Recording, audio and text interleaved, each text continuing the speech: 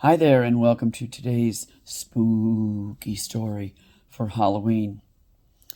You'll recall that I told the story of the young girl who basically tormented my 16-year-old son in the bathroom in the upstairs. But we also had a room down in the downstairs off of the family room that I discussed before when I was talking about the layout of the house. Down in the family room, off of the family room, was a bedroom with a bathroom. And most of the kids who lived in our home over the years really wanted that room before they got the chance to spend the night in it.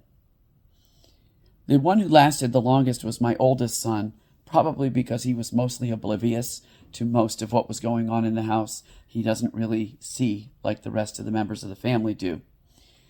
But others flat out turned it down, like my nephew. When my nephew lived with us, he went into the room and he said, doesn't feel right in here. I would rather be upstairs. He spent a couple nights there and then said, I'd rather be upstairs.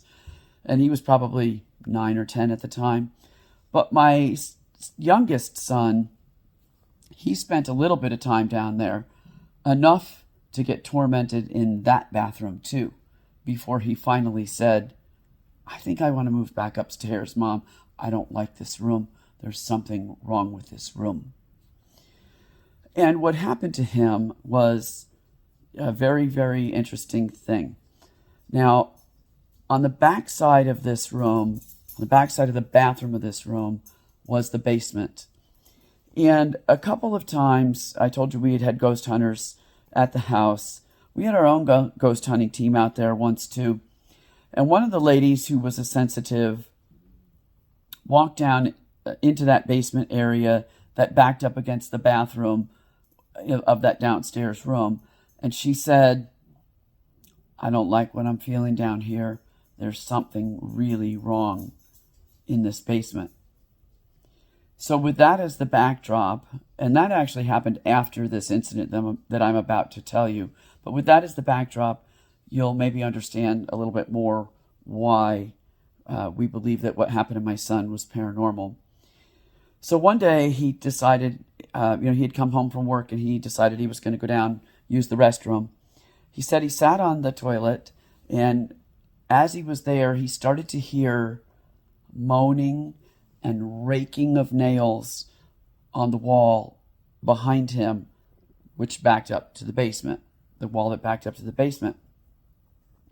He said it started out as an individual, but others then joined in until there were probably 12 or 13 beings moaning and raking at the wall behind him.